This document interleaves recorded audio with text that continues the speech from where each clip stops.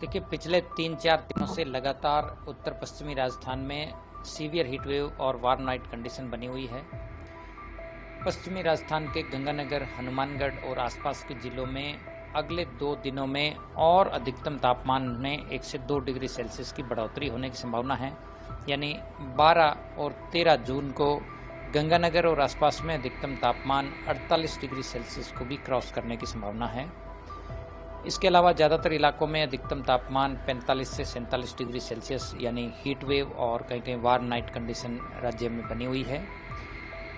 इसके साथ साथ में पश्चिमी राजस्थान में अगले 4-5 दिन मौसम शुष्क बना रहेगा और हीट वेव और सीवियर हीट वेव का जो दौर है ये अगले 3-4 दिनों तक जारी रहने की संभावना है।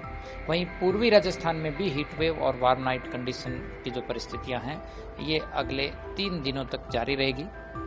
इसके बाद पूर्वी राजस्थान के खासकर उदयपुर, कोटा और भरतपुर संभाग में 14-15 जून से दोपहर बाद मेघ गर्जन, थंडरस्टॉर्म के साथ मानसून पूर्व की गतिविधियां शुरू होने की संभावना है। वहीं पश्चिमी राजस्थान में यदि देखें तो 15-16 जून को भी कुछ इलाकों में दोपहर बाद थंडरस्टॉर्म डेवलपमेंट होने और डस्ट स्टॉर्म एक्टिविटी भी होने की संभावना है। तो कुल मिलाकर के अगले 4-5 दिन ज़्यादातर इलाकों में ड्राई वेदर रहेगा। वहीं 14-15 जून से मेघ गर्जन, आंधी और कहीं कहीं बारिश की गतिविधियां शुरू होने की संभावना है। इससे 16-17 जून से तापमान में गिरावट होगी और हीट वेव से कुछ इलाकों में राहत मिलने की संभावना है। बात करें यदि मानसून की, तो मानसून लगातार पिछले 12-13 दिनों से एक ही जगह पर अवस्थित है। यानी पिछले 12 दिनों से मानसून में कुछ प्रोग्रेस नहीं हो रही थी। अब अगले 2-3 दिनों में मानसून के सक्रिय होने के लिए काफ़ी परिस्थितियां अनुकूल है। अगले 2 से 4 दिनों में पूर्वी भारत और मध्य भारत के कुछ भागों में मानसून के आगे बढ़ने के लिए परिस्थितियां अनुकूल है। राजस्थान में यदि देखें तो 15-16 जून के बाद धीरे धीरे मानसून पूर्व की गतिविधियों में बढ़ोतरी होगी। यानी मेघ गर्जन, आंधी बारिश की कुछ इलाकों में गतिविधियां शुरू होंगी। 18 से 20 जून के आसपास बारिश की गतिविधियों में और बढ़ोतरी होने की संभावना है और तापमान में 2 से 4 डिग्री गिरावट होने की प्रबल संभावना है। देखिए, पिछले 3-4 दिनों से लगातार उत्तर पश्चिमी राजस्थान में सीवियर हीट वेव और वार्म नाइट कंडीशन बनी हुई है।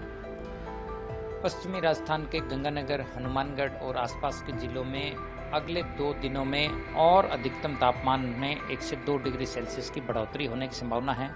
यानी 12 और 13 जून को गंगानगर और आसपास में अधिकतम तापमान 48 डिग्री सेल्सियस को भी क्रॉस करने की संभावना है। इसके अलावा ज़्यादातर इलाकों में अधिकतम तापमान 45 से 47 डिग्री सेल्सियस यानी हीट वेव और कहीं कहीं वार्म नाइट कंडीशन राज्य में बनी हुई है। इसके साथ साथ में पश्चिमी राजस्थान में अगले 4-5 दिन मौसम शुष्क बना रहेगा और हीट वेव और सीवियर हीट वेव का जो दौर है ये अगले 3-4 दिनों तक जारी रहने की संभावना है। वहीं पूर्वी राजस्थान में भी हीट वेव और वार्म नाइट कंडीशन की जो परिस्थितियां हैं ये अगले 3 दिनों तक जारी रहेगी। इसके बाद पूर्वी राजस्थान के खासकर उदयपुर, कोटा और भरतपुर संभाग में 14-15 जून से दोपहर बाद मेघ गर्जन, थंडरस्टॉर्म के साथ मानसून पूर्व की गतिविधियां शुरू होने की संभावना है। वहीं पश्चिमी राजस्थान में यदि देखें तो 15-16 जून को भी कुछ इलाकों में दोपहर बाद थंडरस्टॉर्म डेवलपमेंट होने और डस्ट स्टॉर्म एक्टिविटी भी होने की संभावना है। तो कुल मिलाकर के अगले 4-5 दिन ज़्यादातर इलाकों में ड्राई वेदर रहेगा। वहीं 14-15 जून से मेघ गर्जन, आंधी और कहीं कहीं बारिश की गतिविधियां शुरू होने की संभावना है। इससे 16-17 जून से तापमान में गिरावट होगी और हीट वेव से कुछ इलाकों में राहत मिलने की संभावना है।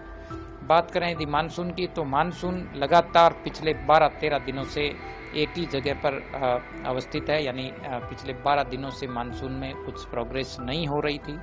अब अगले 2-3 दिनों में मानसून के सक्रिय होने के लिए काफ़ी परिस्थितियां अनुकूल है। अगले 2 से 4 दिनों में पूर्वी भारत और मध्य भारत के कुछ भागों में मानसून के आगे बढ़ने के लिए परिस्थितियां अनुकूल है।